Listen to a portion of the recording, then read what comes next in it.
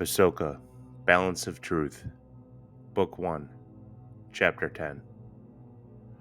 Let's hope Jabba isn't entirely fond of Gracchus, Ahsoka said as she finally got up and out of the pilot's seat, the front viewport awash in the hypnotic aura of hyperspace travel.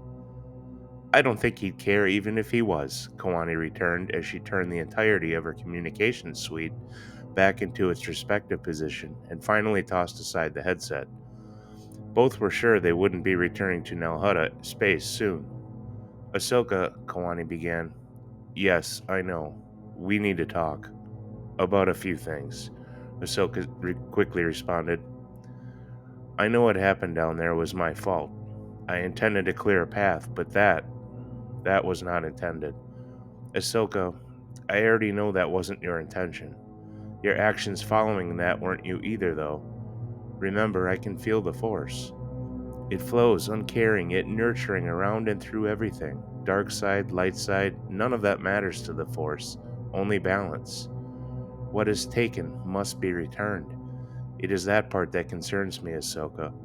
Your intention with the troopers was to save my life. I felt it when I saw the realization in your eyes that they were firing at me. The intent in no way determined your actions. However, your choices following did when you realized what you were capable of, Kawani proffered. Ahsoka let the statement consume her, bowing her head low. She closed her eyes as understanding took hold of her. And that is precisely why I need to see my former master, Kawani. The decisions to follow one path or another sometimes get clouded by objective. Even my ability to channel the Force is dependent on how I am using it. She trailed off unexpectedly, unsure if the point she was trying to make was something she would freely admit to anyone else. The point is, I can willingly tap into dark energies. Kawani cut her off immediately. You're not understanding the entirety of what I am saying, Ahsoka. There is no dark, there is no light, there is only the Force. She finished calmly, her voice trailing off.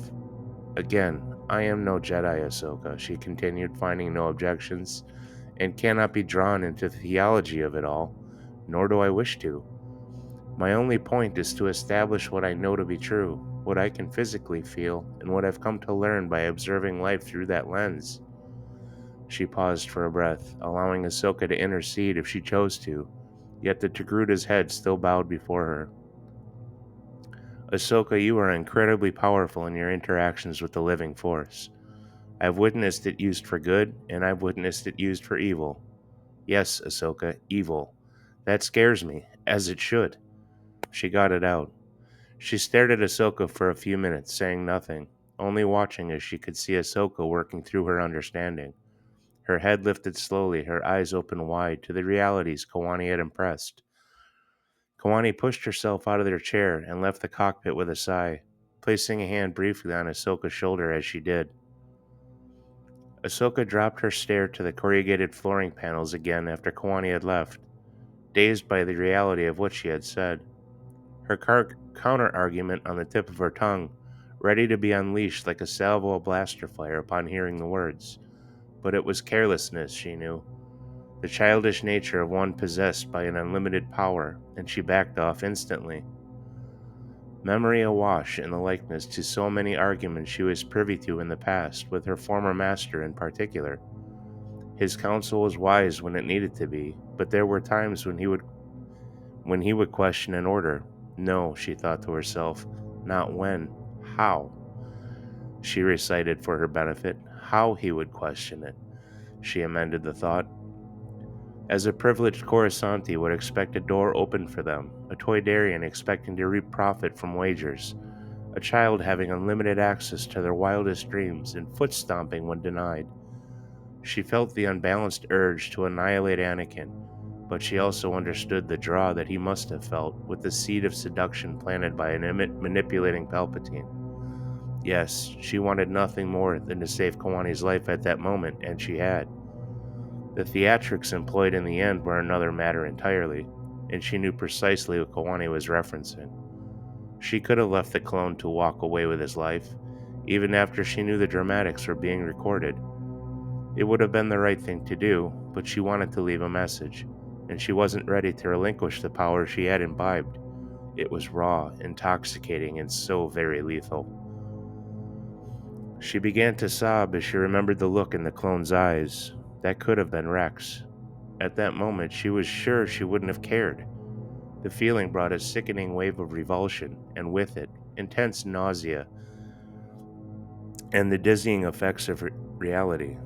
She ignored the calling of the dark side, despite her inexplicable cravings for, need for its usefulness, until she could learn to control it.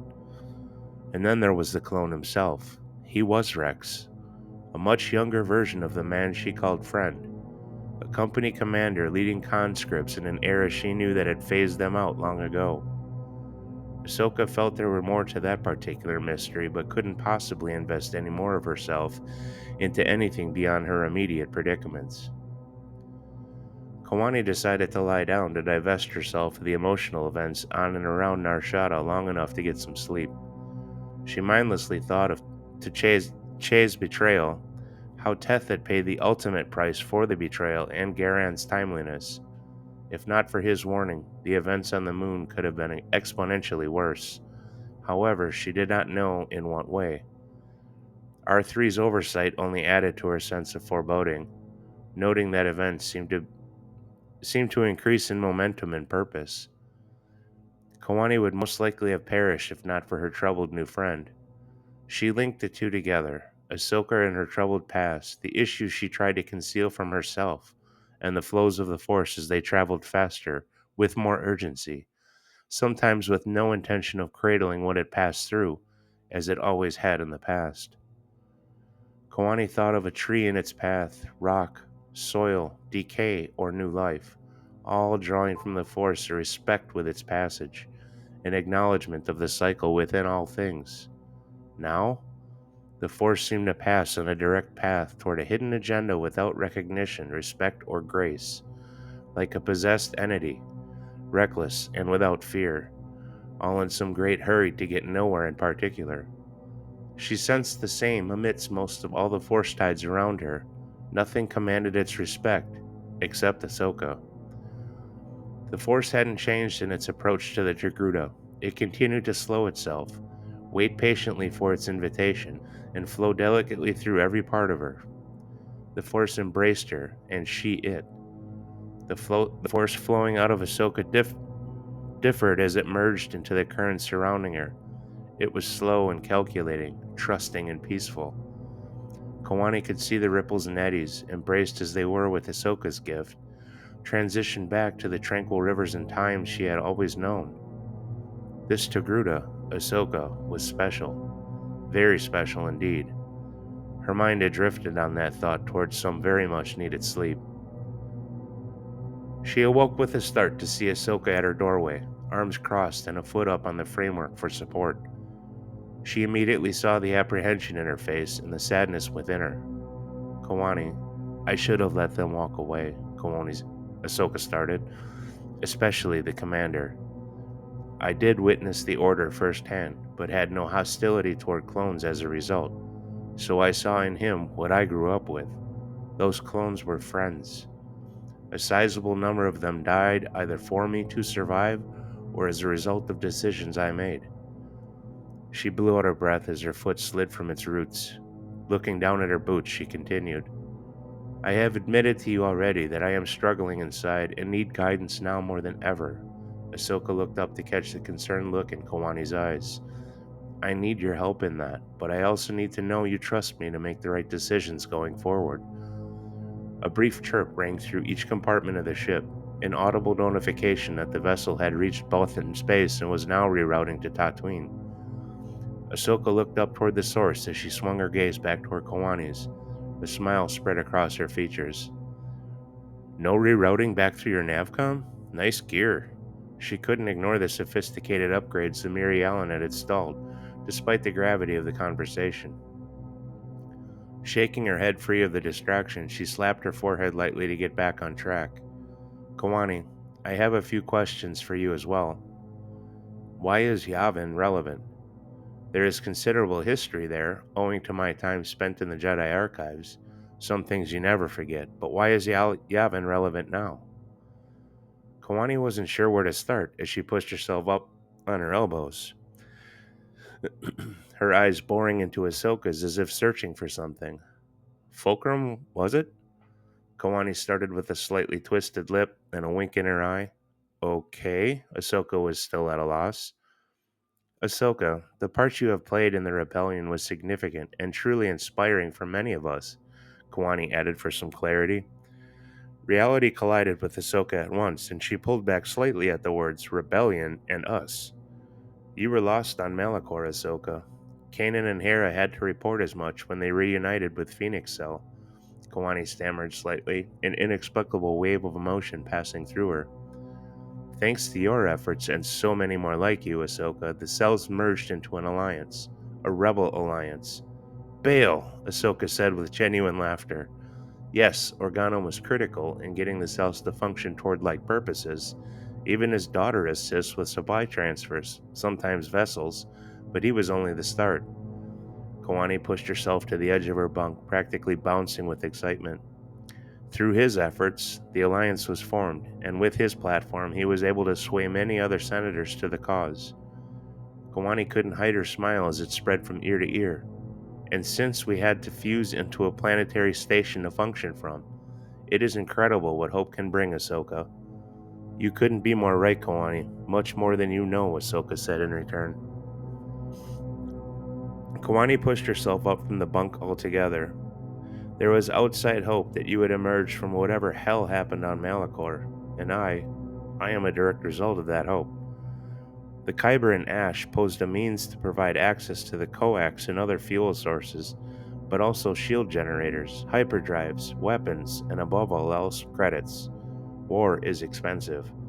She trailed off, bowing her head toward the floor before releasing a short exhale and looking Ahsoka directly in the eyes again, especially those worth fighting.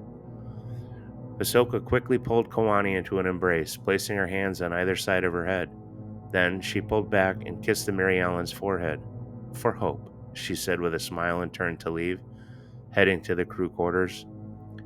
Kawani's gaze followed her from view, her smile turning into a light-hearted chuckle. Knowing Ahsoka meant every word she uttered, she sat back down in her bunk and kicked her legs up, spinning her head back on her pillow. She closed her eyes despite the smile that wouldn't subside, knowing full well that what Ahsoka meant to do now was for her only.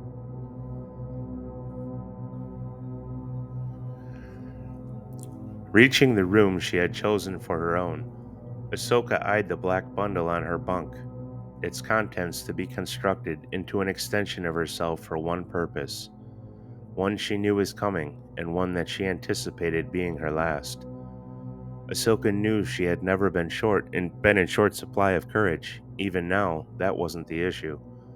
Her emotions were tugging her in every direction imaginable, yet she held them in check as she could not allow them to guide her. She needed to clear her mind, body, and soul of all distractions. She closed her eyes in a wince, knowing the first step was always the hardest. Denying her connection to the Force, albeit briefly, was akin to suffering an impossible loss. The rebirth that followed, to immediately open every ounce of herself to the full intensity of the Force, was the only compensation. A cleansing path of purity. She blew out her breath thoroughly and evenly as she picked up the bundle, placing it and herself on the floor. She slowly opened the wrapping and sifted her hands through the odds and ends. She closed her eyes and continued to identify everything with her fingers, visualizing a strategy to delicately combine each component with the next to form an assembly, each assembly into a basic structure, and how each would combine. Ahsoka gently brought her hands back to her knees and slowed her breathing considerably, feeling every muscle, tendon, and organ. She felt her bones and blood, her nerves and mind, each of the components that made her who she was. She felt intimately, as each played their specific part in the internal systems they made up individually, and how those systems interacted with one another. Ahsoka identified each system as she drove her consciousness to her cellular level and abruptly stopped with a calming exhale.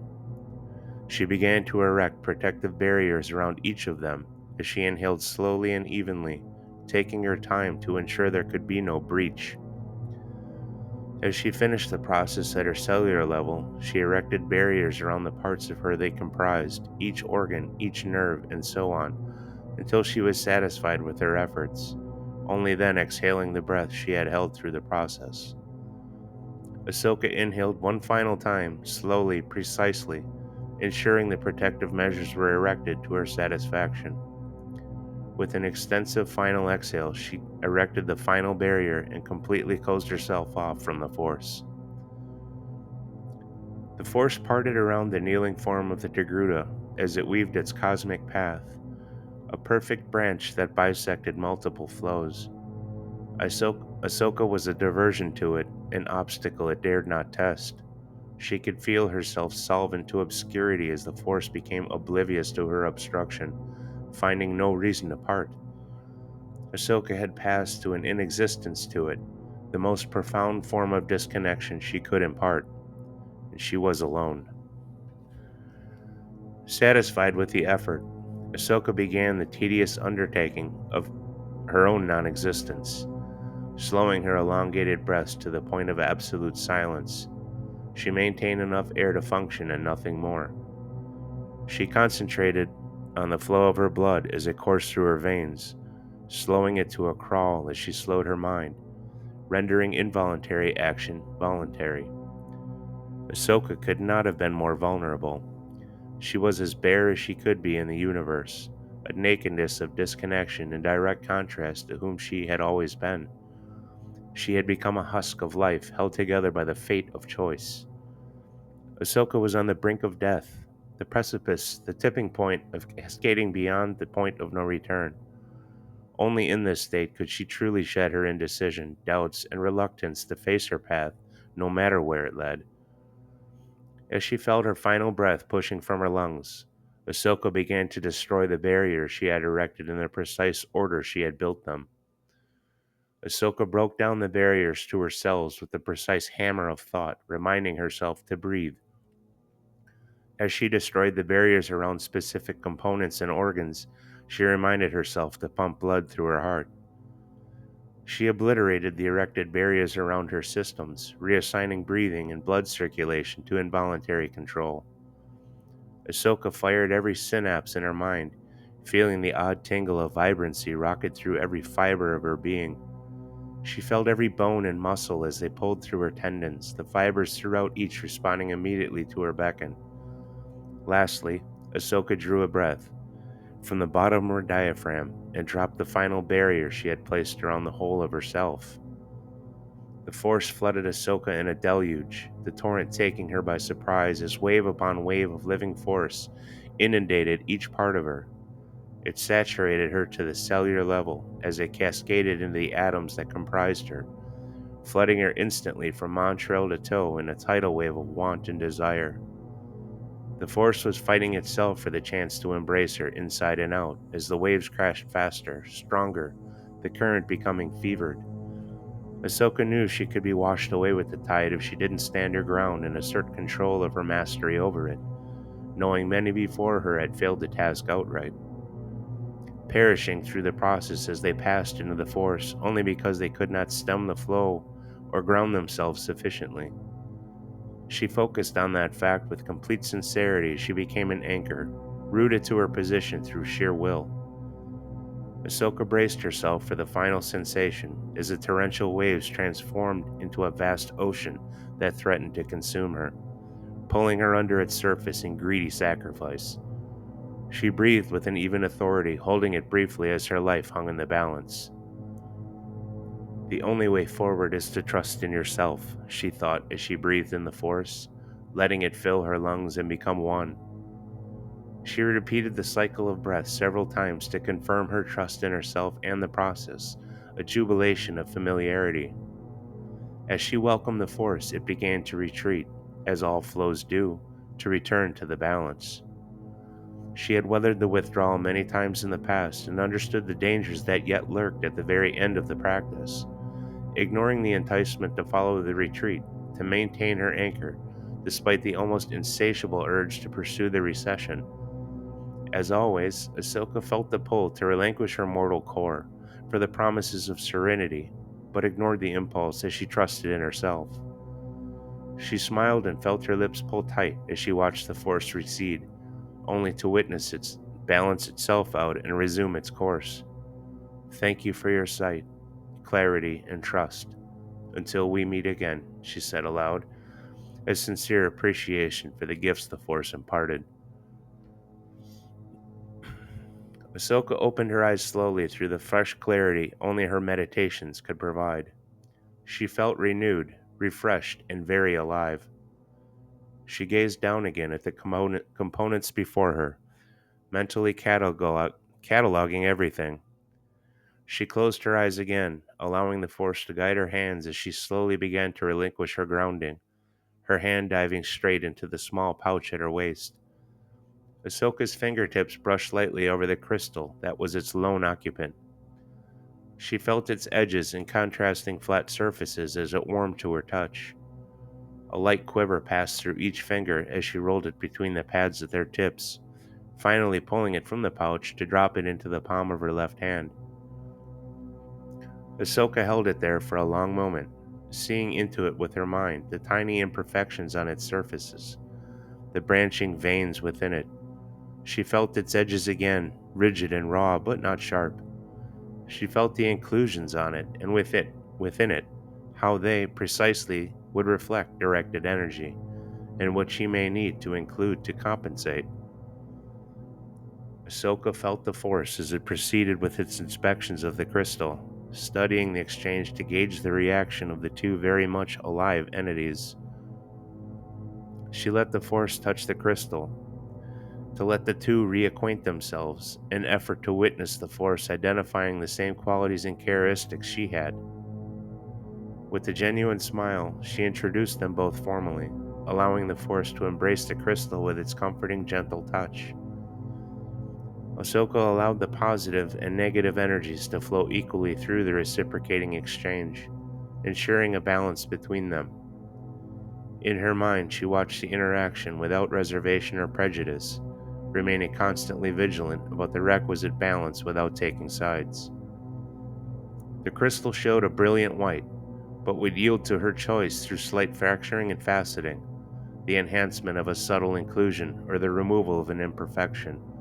She could add to the circuitry, gating, or shroud to elicit minor changes, but she knew much of the effect would come from the kyber itself. She could do nothing without purpose, however.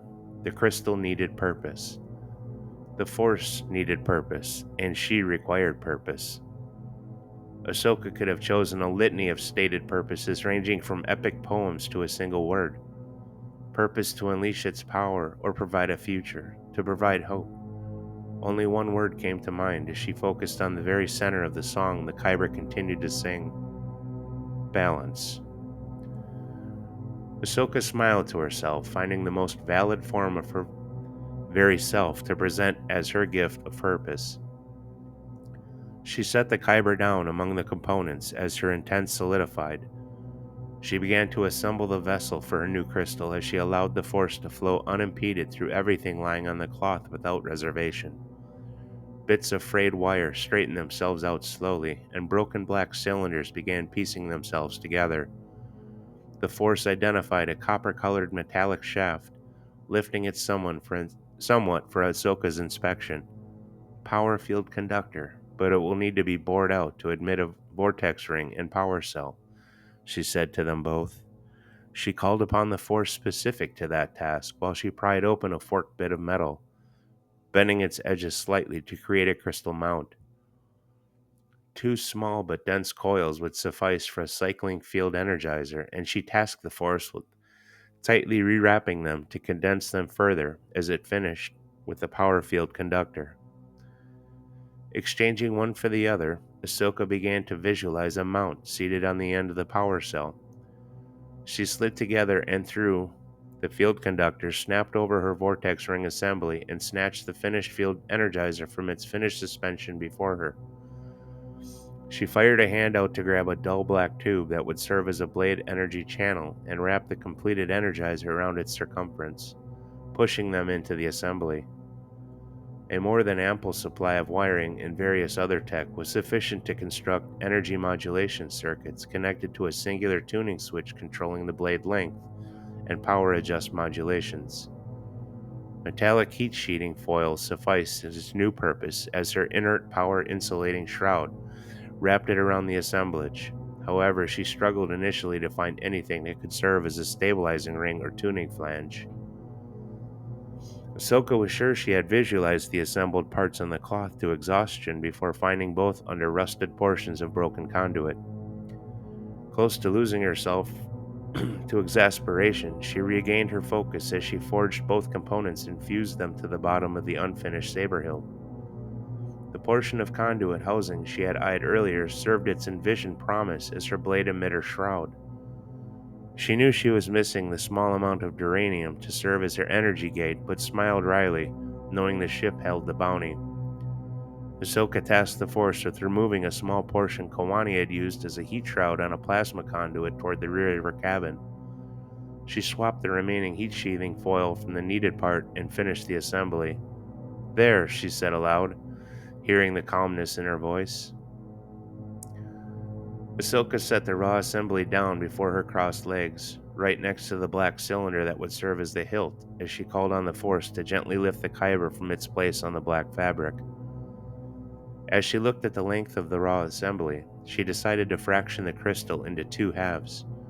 One would serve as a primary, and the second would focus the primary further, contained in separate chambers. The effect would be notable, as it would slim the blade considerably, but she could think of nothing better to suit her combat style.